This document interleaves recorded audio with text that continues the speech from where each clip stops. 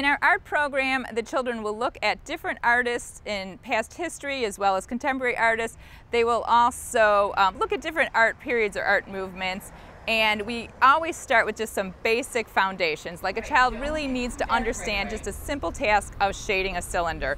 And it's something where they are taking a three-dimensional object and they are having to recreate it on a two-dimensional piece of paper. And they really begin to understand that, they need to shade and highlight for that image to start to look three-dimensional on a piece of paper.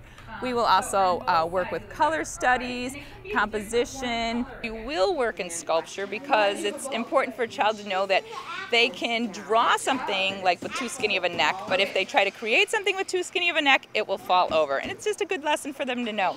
Another thing that we like to do is we like to bring in a person from another culture who's either been born in another culture or lived in another culture.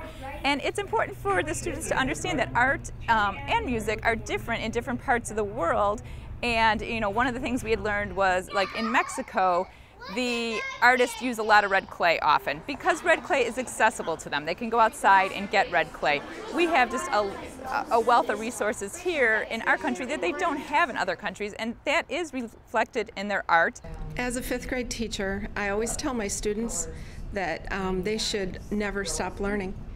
So I figured I'd better practice what I preach. And about a year ago, I decided to take this watercolor class at CSA. It was a beginning class. I thought I'd give it a try. After only a few short lessons, I realized that I could do more than just draw stick figures, that I could actually paint, and I could paint something I could be proud of.